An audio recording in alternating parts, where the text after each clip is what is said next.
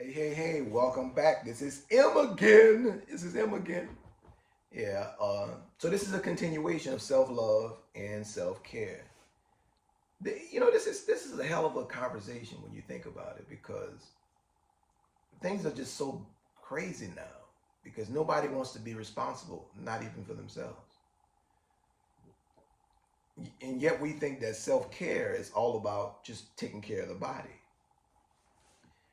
I think it is so important to take care of your body. I think it is so important to love, appreciate how you look, and to celebrate the intricate details of your uniqueness on a daily basis. I think you should wake up every morning and just give praise for the fact of how you look, regardless of how you look. I think you should wake up every morning, saying, boy, I'm so thankful for who you are, for who I am, excuse me, for who I am, and for what I've been designed to do, and for how I love and how I see things in life. I'm so thankful for you.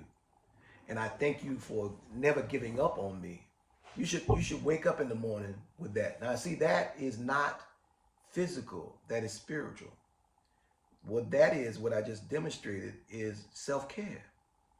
Because how often do we find stuff wrong with ourselves versus how often do we wake up or just throughout a routine practice celebrating who we are, practice praising ourselves for being who we are.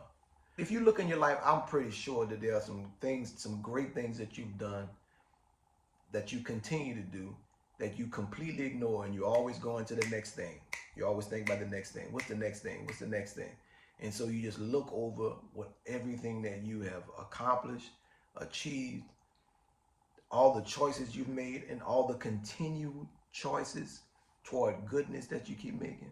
I have to thank him for never giving up on him. I have to thank him for really caring about him when it seemed like the world, like nobody else did. I appreciate me for continuously making the choices that I've made to continue to develop this technology, even when people said I was crazy and I didn't know what I was talking about. I appreciate me so much. And that is a part of self-care. But in the background of that is me consistently and accurately, uncompromisingly representing my feelings and my thoughts as they are, not as I think they should be to satisfy other people, but as they really are. Because what I'm doing in accurately representing those two, the first two, I'm keeping up with myself. Do you know what happens when we start going through I call the imposter syndrome, and we start showing up as an imposter? We code switch. We begin to take on the persona of other people because we think that's going to get us in faster, gain us acceptance. And we never think about what are the side effects of going to work every day or going to a relationship every day where you are performative in your expression, inauthentic. Here's what that means. That means you are inaccurately representing your feelings and your thoughts. And you're doing it on a regular basis, which means you're losing your soul. Now, we've been told this since we were knee-high to the duck, that our soul is at risk. But what people did not explain is that it's not mean that you're going to lose your soul like the devil going to snatch it out of you. But we lose sight of our soul. And when you lose sight of your soul, you lose sight of your center. You lose sight of your power. You lose sight of your balance. Your inauthentic self has no power whatsoever. Your inauthentic self, your performative self, has never solved the problem yet. It has only created more problems. Isn't that something? Isn't that something? But yet we show up inauthentic on a regular basis. And what happens is we end up saying, I don't know who I am. I don't know who I am anymore. I've lost myself. No, you've lost sight of soul, which is who you are. So the reason why authentic representation or uncompromising representation of your five realities And we just talked about the first two, feeling and thoughts, right? Feeling and thoughts. Now, what do you think the third reality is? The third reality of soul, that we are duty bound. The self is duty bound as a great lawyer to represent his client. Soul, desires. Our desires. So soul has desires. Soul has, there are things that soul came into this vortex, or this time period to experience, to develop, to etc. etc. etc.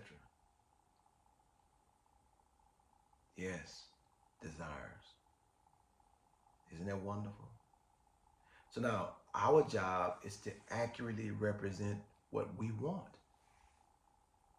So when we put everybody else's desires in front of ours, we are not accurately representing ourselves. We are not practicing self-care. Because if you have dreams that you've deferred, then you have not been practicing self-care.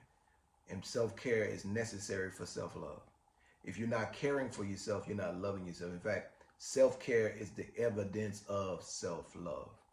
A person who loves themselves cares for themselves, and a person that cares for themselves is accurately representing the realities of soul, which is what self represents. Next reality we are duty bound to accurately represent is our choice. Our choice. Listen, people, there is nothing more powerful than the fact that we have a choice. And even when you think you don't have a choice, you still have a choice. Sometimes you have to create a choice when there is no choice. And the power to create a choice is just as much a choice as a choice is a choice. Think about an airplane. At one point in time, airplanes did not exist. They were not a choice. And someone woke up one morning and said, or one day and said, I'm going to create a choice to fly. Where did it come from? Soul. Soul came to create a plane, to create a choice that did not exist. Every invention that you see, it represents a choice that once did not exist, that was created. See, so the reality is the power to choose is always there if we own it. Think about how many choices you've made this morning. When you woke up this morning, how many of the small choices you made really set the pace or the trajectory of your entire day? Your attitude, the clothes you wore, you decided to wear, what you decided to eat, what you chose to eat for breakfast, etc., etc., etc. All of those small, intricate choices add up to what we call our day. And most of us do not pay attention to the fact that it is our choices that get us in the situations that we're in. Either the situations are where we want to be or not what we want to be, but it is all connected to our choices. And we have to accept responsibility for our choices, because if we don't accept responsibility for them, and if we don't accurately represent the choice that soul wants to make, we're not caring about ourselves. So we got desires and we got choices. We got choices.